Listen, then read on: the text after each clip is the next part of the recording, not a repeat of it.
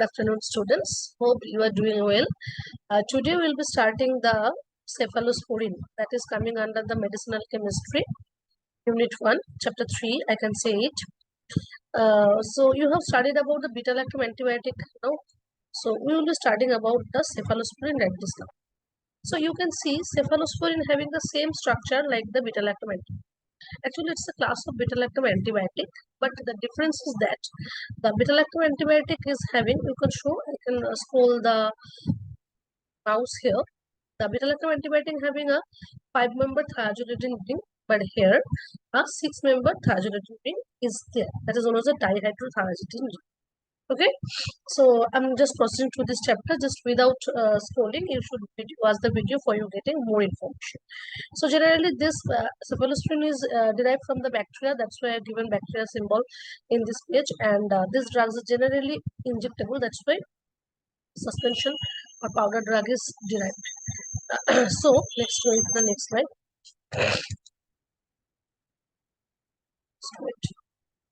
Hence,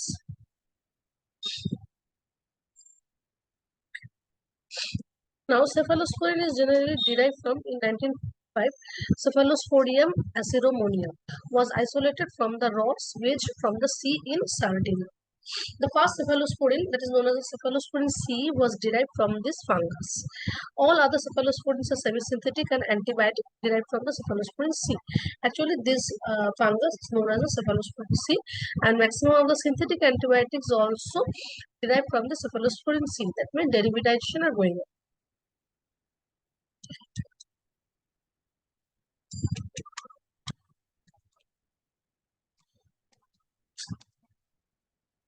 The cephalosporin molecule contains a 7-amino cephalosporinic acid. See the penicillin antibiotic structure here, where it is containing the 5-member sulfur thiazolidine ring, but it is containing a 6-member sulfur thiazolidine ring, that is the dihydrothiazolidine ring. So it contains, if we starting the numbering from here, 1, 2, 3, 4, 5, 6, 7, 8. So 7-amino cephalosporinic acid, COOH group is there. That's why it is known as a cephalosporinic acid. That is a beta-lactam ring in penicillin, but the dihydrothiazolidine ring is there. डाइहाइड्रोथायरोसिन की mucus यहाँ पर hydrogenation हुआ and sorry hydrogen remove हो गया and this sulphur is containing in the 5-6 member ring.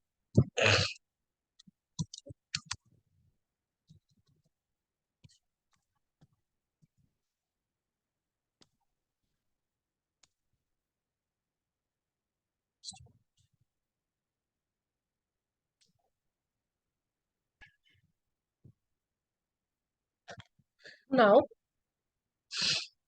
going to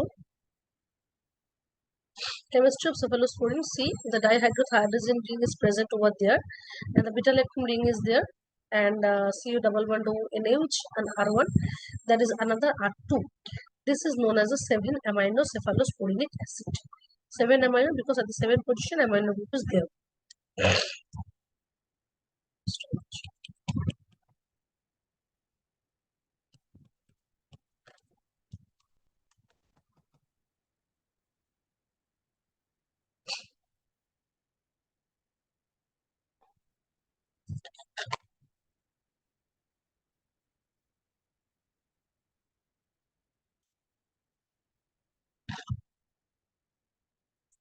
See, we are going this structure to discuss more.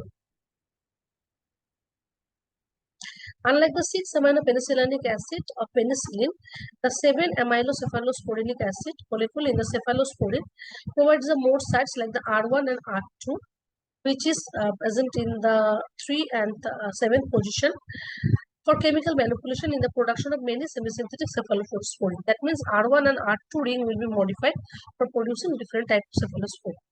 Addition of various group at the R position from derivatives with difference in their antibacterial or antibiotic activity, stability against beta-lactamase enzyme, and protein binding property, intestinal absorption, metabolism, and toxicity is differing if we replace this R1 and R2 with different another substitutions.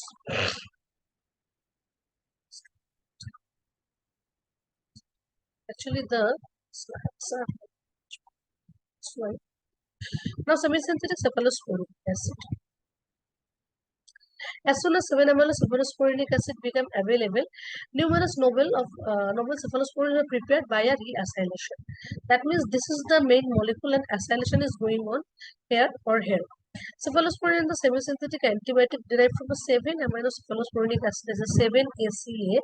At the 7th position, amino penicillinic amino is there, and penicillinic acid or acylic acid is there. Cephalosporinic acid is COOH group, provides the name of cephalosporinic acid.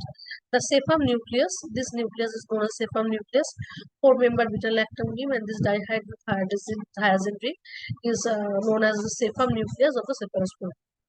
They are similar to penicillin in terms of mechanism of action, chemical structure, and toxicities. Cephalosporin disrupt the synthesis of peptidoglycan layer of the bacterial cell wall, similar to penicillin.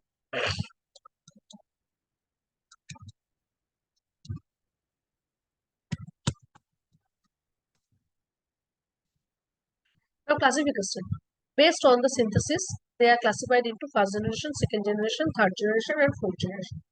Generally, I have classified in your class also. First generation, that will be classified into oral and parenteral. Second generation, third generation, but the fourth generation, especially for parenteral. For the first generation, you can take the example of the cephalexin, cephadrin, cephadroxyl, cephaloglycin, and for the parental, you can take the example of cefazolin, cephalothin, like this. For the second generation, oral category is cefaclor, cefuroxime, acetyl. This is very important.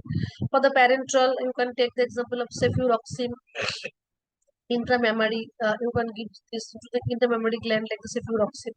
Third generation, where oral will be cefixime, cefuroxime, proxetyl, like this. Second generation, oral is cefuroxime, acetyl. Here you remember third generation 3. That's why cefuroxime, proxetyl.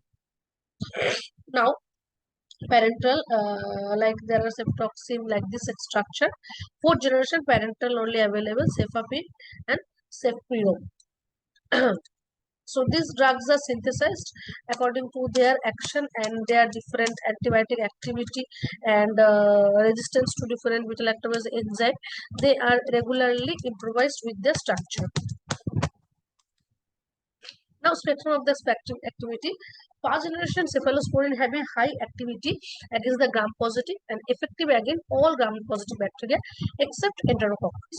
Also against beta-lactam producing Staphylococcus, because the Staphylococcus enzyme, Staphylococcus bacteria produces beta-lactamase enzyme, but these bacteria is destroyed by the cephalosporin also. They also have greater activity against member of Enterobacteriaceae than penicillin G. Penicillin G cannot kill this Enterobacteriaceae, but cephalosporin can. Relatively susceptible to cephalosporin, yes. So this is one of the enzymes secreted by some of the bacteria. So that's why they can be broken down and are not effective against the Pseudomonas aeruginosa. For these cases, the first generation antibiotic have been synthesized into second generation antibiotic. Second generation. This drug have greater activity against many gram-negative bacteria that are resistant to first generation. That means if some of the drugs are resistant to first generation, then the second generation should be used. Like resistant to E. coli, Clavicella, Proteus, Enterobacter, this. And relatively resistant to beta-lactamase from gram-negative bacteria. That means beta-lactamase enzyme cannot break down this bacteria. Cefoxitin and cefotitan belong to the cephomycin group and are often used clinically because of the good activity against the anaerobic bacteria. That means this drug having the good activity against the anaerobic bacteria because they have the cephomycin group.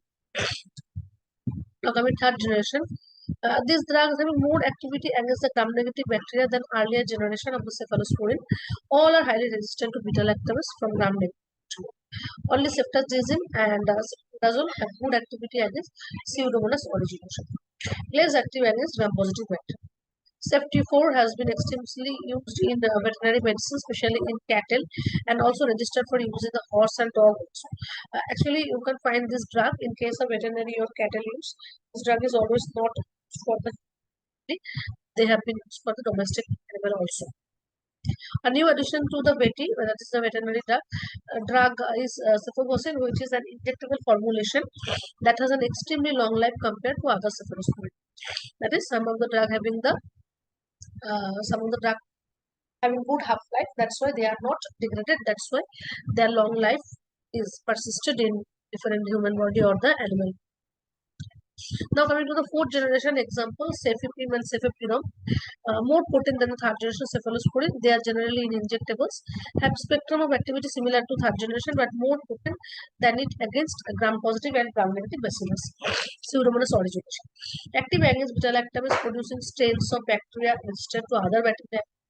That means some of the bacteria which are just releasing the beta-lactamase enzyme and breaking down the structure of the beta-lactam antibiotic. That's why cephalosporin can be given.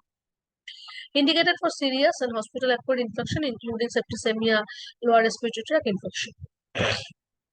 See, come to the first generation, second generation, third generation chart, where drugs, like example, have been already given, and their resistance or antibacterial spectrum is also given.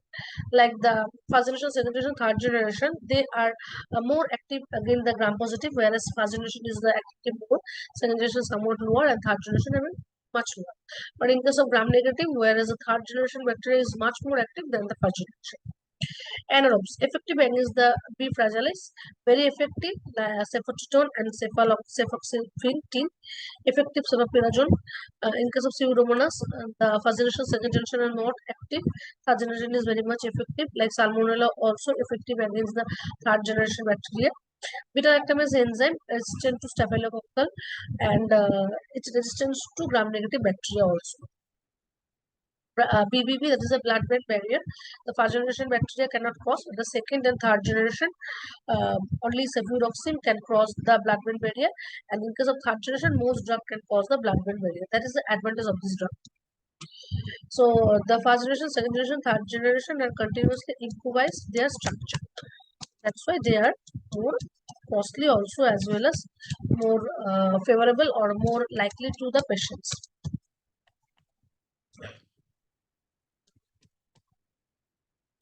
So up to this, thank you all. Thank you for listening the class. Thank you very much.